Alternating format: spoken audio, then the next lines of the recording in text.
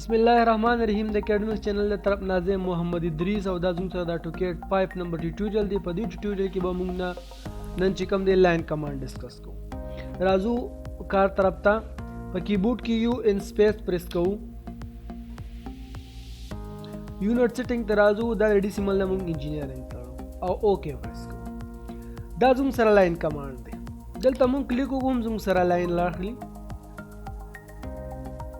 لاین زوم سره راوست او که دا موږ سلیکټ کو او ای پریس کو په کیبورډ کې دا زوم سره اریز کیږي. بیا موږ راځو لاین رالو د شارټ کی په مدد سره ال سپیس په کیبورډ کې پریس کوو. دلته کلیک کوو دا زوم سره لاین جوړوي. دا پوینټ موږ کوم کې کلیک کوو زوم سره پوینټ لګي زوم سره لاین جوړوي. اوس دا شیپ موږ کلوز کول غواړو یعنی دا بندول غواړو نو په کیبورډ کې موږ سی سپیس پریس کو دا زوم سره دا شیپ کلوز شو. اوس په دې سلیکشن والو سلیکشن زوم ډیر وګړي چې دلته کلیک وکړو بیا زوم سره چې کوم کلیک وي دا پریس نیولې وي نو زوم سره سلیکشن راځي. دا سلیکشن به موږ نه رالو موږ به سو کو دلته به یو کلیک وکړو او راشو به دې سلیکشن راوالو دلته به کلیک وکړو نو دا زوم سره ون سلیکټ شي. ای سپیس په کیبورډ کې پریس کو دا زوم سره اریز شي. بیا زه راځم لاین رالم ال سپیس دا پوینټ نو لګو دلته دا پوینټ او دا پوینټ. اوس هم چې دا لاست پوینټ زمانه غلط ولګي. کنټرول زد په مدد سره هم موږ ریوستلی شو. خو کوم دلته کلیک وکړو بل کلیک وکړو او بل کلیک وکړو نو سره یو شارټ کی دلته شو کیږي انډو په مدد سره موږ تلی شو. دغه هم کلیک کولی شو او یا ډایرکټ یو سپیس هم په کیبورډ کې پریس کولی شو. یو سپیس اوس دا ما دلته کلیک کو دا شیپ زه کلوز کول غواړم نو که زه په دې کلوز کلیک وکړم نو سره شیپ څه شو کلوز شو.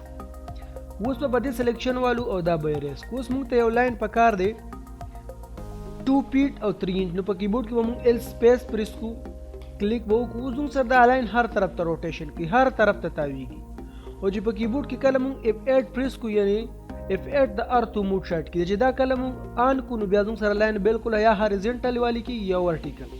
اوس دا زوم سره ورټیکل لاین دی چې کله موږ د سیو نن سره هاریزنټل لاین شو.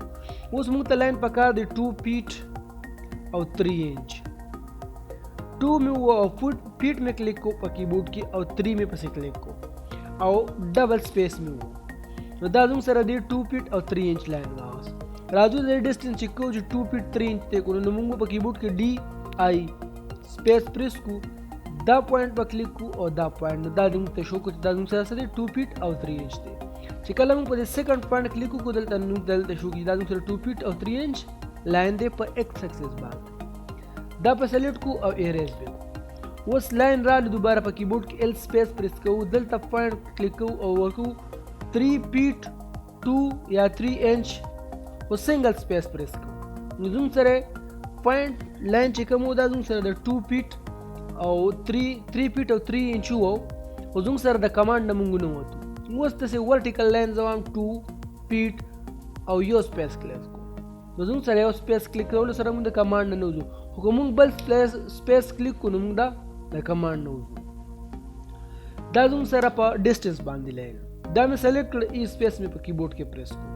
اوس راځم زه یو لاین وایم ماته یو لاین پکار دی په 45 ډیګري باندې یو لاین بدلته کلیک کم کیبورډ کې بس اسکیپ کلیک کم بیا بل لاین راولم ال سپیس دلته به کلیک وکم او شیفټ لیس دین په کیبورډ کې پریس کم یعنی شیفټ په مې پریس نیولې او لیس دین به کلیک کم. دله به مونږ ډیګري ورکو موږ ته په 25 ډیګري پکار دی په 45 په 35 ډیګري په هر ډیګري چې موږ ته لاین پکار دی هغه ډیګري بوک لکه فار ایگزامپل موږ ته په 35 ډیګري پکار دی.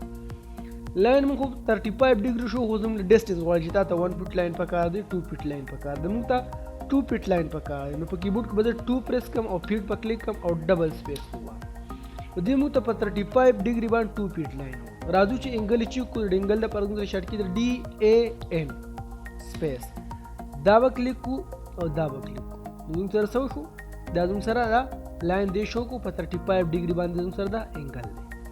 اوس د ډیسټنس چیک کو نو DI سپیس به کلیک کو دا پوینټ په کلیک کو او دا پوینټ په کلیک زوم سره 2 فیټ لاین والی دا زوم سره د انګل شارټ کی و DAN کو چرې موږ د شارټ کی نه چیک کو نو موږ برازو ډایمنشن ته او په دې کې په انګولر باندې کلیک کو دا به کلیک کو دا به کلیک کو او دا به کلیک زوم سره 35 ډیګري باندې دا لاین ورشو.